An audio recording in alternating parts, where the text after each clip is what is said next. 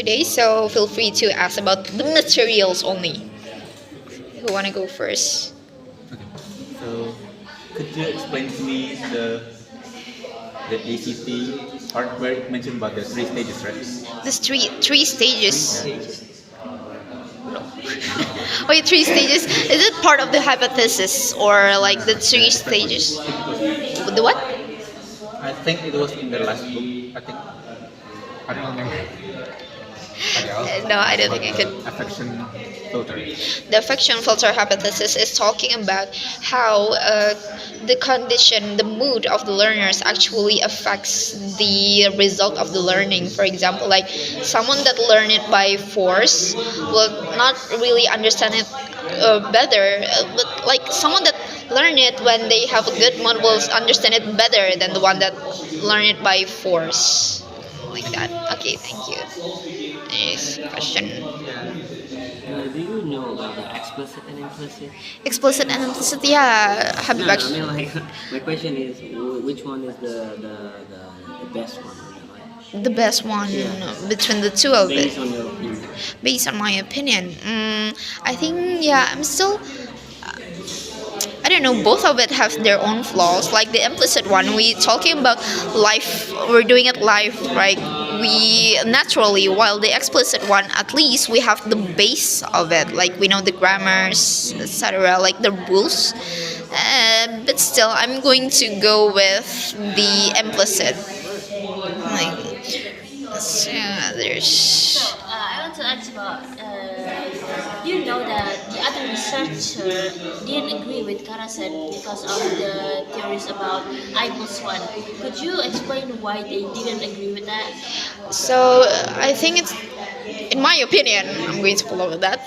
So it's more like about because Crescent say that, oh, let's just say my, like I+1, I+2. It's more about how we, what is it about, what is it again, like how we compare someone's skills, right? But then the others criticize about it because how could we really measure their level just by adding a +1? What is the +1 actual really is? What if like the +1 is not the same and they just, yeah, something like that. It's more about debating what the +1 really is and what's the base from saying that this is the I and what's the +1. Alright, okay, thank you. Do you know the five hypotheses, right? Yeah, So can you explain the more about. difference between five hypotheses? So the five hypothesis is like the first one, acquiring and learning hypothesis, is more about debating what is acquiring and what is learning. Basically, saying like, oh, acquiring is more about learning it subconsciously. We're doing it subconsciously, while learning we do it subconsciously. And then the second one is monitor. It's about how we actively monitor or edit out our understanding of something. Like this, the learner were actively editing it based on what they saw.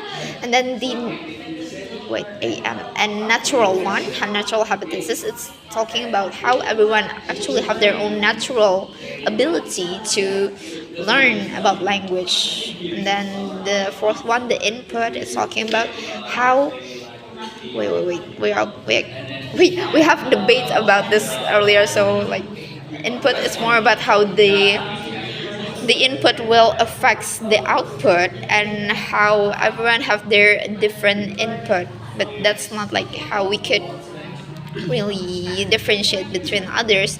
And the last one is effective filter hypothesis. It's about, yeah, the last one, how we filter something when it comes to learning language, but it's actually based on the moods, context and condition of it. So yeah, it How affects. many time left is that? It's actually 4 minutes now, 4.5. Oh, so it's So it's I think 30 it's- minutes, 30 seconds more. Yeah, it's 5 minutes each. Damn, it's usually 3 minutes, right? Is it Crushins or Crushins? I think it's Crashen, right? Crushins. The names really is a bit confusing. I don't know, guys. Steven. Stephen Krashen? Yes. Yeah, the full name, Oh, the yes. full name. Stephen Krashen. do you guys think like he have a lot of enemies? Yeah. Like, because of we're talking about the hypothesis, right? And then each of it have their own criticism. Okay, thank you guys. Okay, good morning, guys. I'm going to be your presenter for today. Feel free to ask anything about the materials. Okay. I'm still a little bit confused with different Russian language. Could you have What? I have a little bit confused with this different Russian theory. You have a five theory, right? Yeah. Can you explain the five theory of Stephen Krashen? The five hypotheses of it. So, like the five hypotheses of Stephen Krashen about second language learning. The first one is acquiring and learning hypothesis. It's more about debating that there's a difference between acquiring and learning the language. Like Krashen believed that acquiring it's more about we learn it subconsciously, while learning we do it consciously. Just like we went to French and then just by living there we unconsciously learn about French language, or just say it about newborn baby with their mother, they unconsciously learn their mother language, while learning it's we do it consciously, just like what we're doing now. I want to learn English, I'm going to an English class.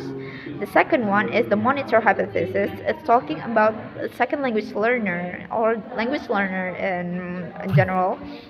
It's like they monitor they monitor and edits their understanding based on their surrounding. Just saying like, we're talking with someone and we're both saying the same words with a different way to pronounce it, and we unconsciously like change how the way we pronounce it once we know the correct way. The third one is natural hypothesis. It's talking about everyone have their own natural coding inside their brain, like they have something that naturally helps them with learning language, their natural stages and everywhere. And then the fourth one, inputs. It's talking about how the input will affect the output of of language learning. Like, you learn from your mother while the others learn from formal teachers. The outputs, the result of it will have a difference in skills. And the last one is affective filtering. It's more about how mood can actually affects our learning. Like how you when you learn it by force and when you learn it because you want to, the results of it will be different in understanding others. Okay. I mean, when it comes to like learning a language consciously, like acquiring it, do you think it could work on adults as well? What? When you're learning a new language, majority of adults learn it in consciously way, right? But like, Yeah. do you think acquiring it unconsciously works for adults as well? I thought she said dogs. Okay, so adults. So yeah, I think like adults could actually acquire it too. I think it's part of the criticism about the Krashen hypothesis. Like Krashen saying adults and kids will have difference in acquiring the language, but yeah, maybe it's more about the adults itself and the context of the adults. Let's just say, this adults work here, or let's just say this adult. Yeah, just use it as like, adults, they work here and there. Let's just say they work in someone the foreign place, and they will eventually acquire the language where they work. Or yeah, I think it's more about the environments and the context of it. They could still acquire the language, but there will be a difference in the speed and the understanding with kids acquiring it. Yeah. I think more it's because kids doesn't really have that high of consciousness. Like we don't really that conscious, right, when we're kids. But now that we're adult, we're conscious of everything. That's make the language acquiring a bit harder. Why a lot of people like prefer learn with the explicit explicit one, and no, the implicit one rather than the explicit. I think more about the practice itself because implicit we're doing it like this, right? It's more. I think it's because more relaxed and natural, and we actually use it. It's the same real life situation. Meanwhile, explicit, sure, we learn the base of it, we learn the rules and everything, but those rules doesn't really use it every day.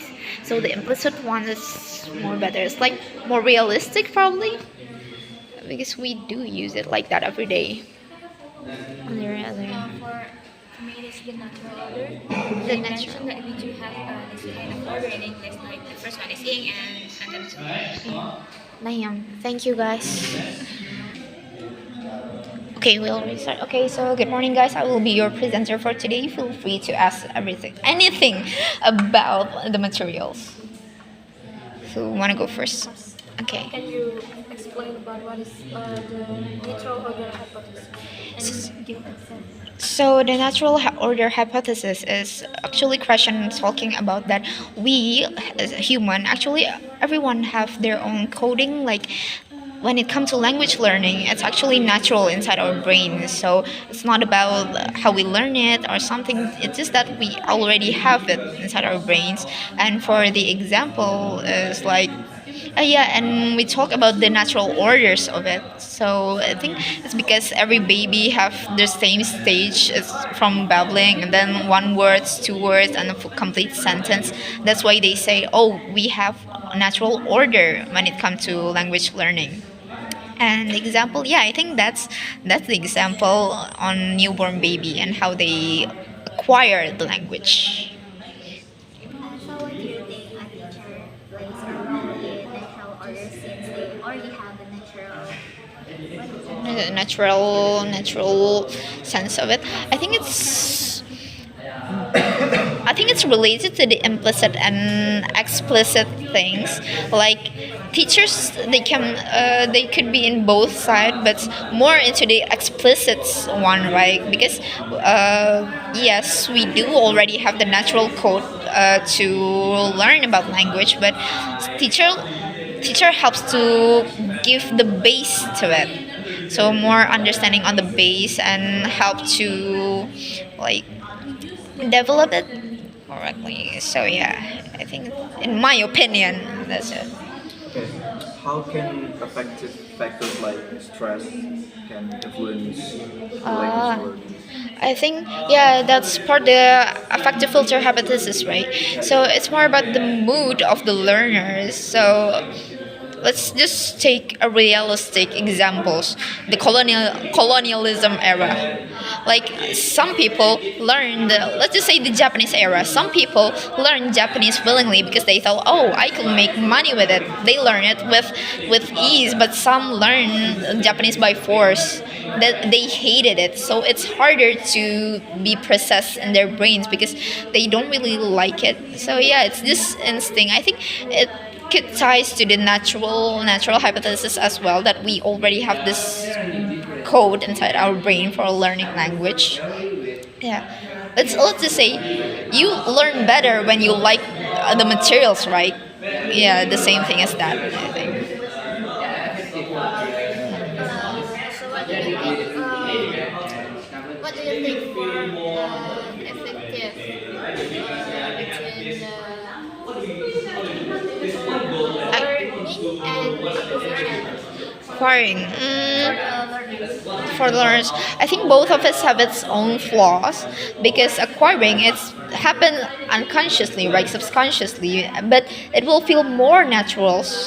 Like it's so natural we didn't even realize that we learning it. But with learning, we could know the base and the rules of it, so it will be more structures.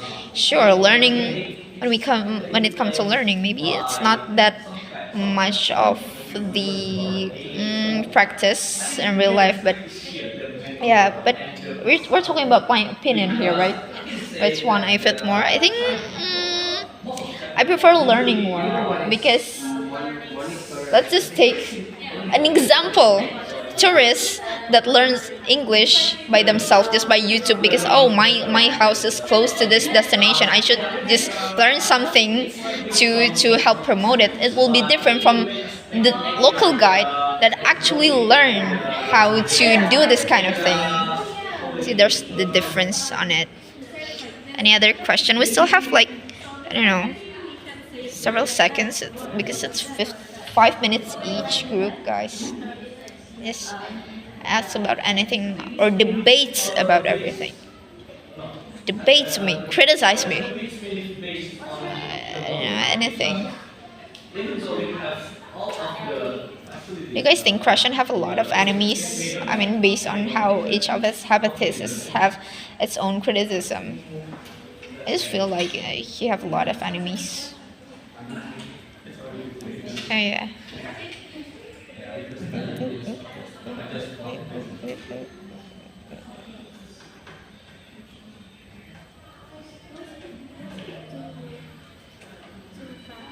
Okay.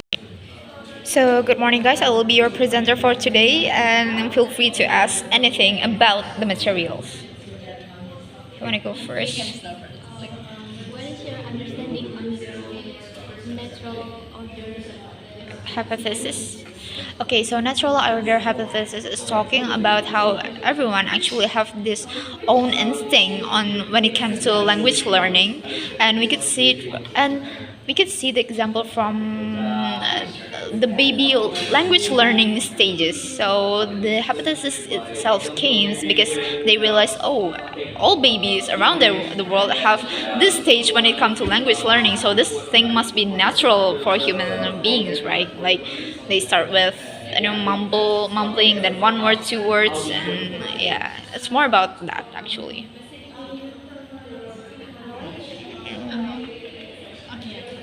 What's your opinion about the affective filter hypothesis? Do you agree with that?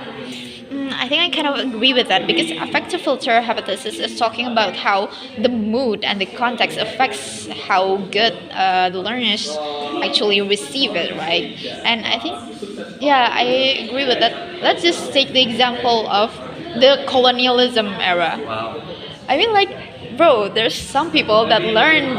Let's just take the Japanese. Some people learn Japanese because they think, oh, I could make money from this. I could be a translator between the Japanese and the, what is it? And the local people.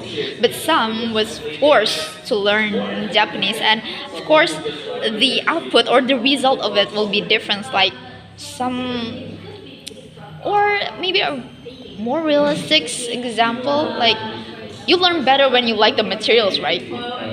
Yeah, so it's depend on the mood. Like, oh, I like this thing. I'm going to listen to it. I'm going to understand it. Yeah, it's more like that. What do you think about the input hypothesis? The input hypothesis is talking about how the input will affect the output, right? Like, we're talking about my opinion or like, okay. So, yeah, the input hypothesis is talking about how the input affects the output, and more about like, let's just take example, one person learned this language by themselves, probably through YouTube, music, and etc. While the other one actually go to class, and their understanding of the language will be different. Like one will could make a real life conversation just by looking at the YouTube or music, but the other one have the base to the language. They know the rules, they know the base of it. Yeah, I think that's about it. Last one. This black thing. Yeah. Yeah. Bro, you're even darker here. Do you know about common theory? What? Common theory. Common theory? No. Which one? Maybe you could give a little bit of hints about. Of common theory. Nah, we're talking about Christian hypothesis now. So, wait. Which hypothesis that? that connected with emotion, I guess. Emotion, yeah, the affective filter. So, if there any person didn't have emotion, Name. yeah, how can they Name, how bro. can they involve their English? I think Yeah, their language. we're talking about the mood in learning here. It's more about how good or bad the result is, how good their understanding is. And when it comes to people with no emotion, I think they could still learn it, but it's just like it's just this flat line, like when it comes to language learning. Oh, I like this material, it's about talking about what we like. Oh, I don't like this one because it's talking about grammar, we have this flaw. But when it comes to people with no emotion, I think he would just think of all of it as the same, like, oh, grammar, okay, oh, no, okay. So yeah, I don't think that's really effective. Yeah, so he would still learn it, but when we're talking about good or bad, it's just be constant flat line. Yes, no, yeah. Yeah. Okay. Yeah. Thank you. Now what else? Damn. Thank you guys.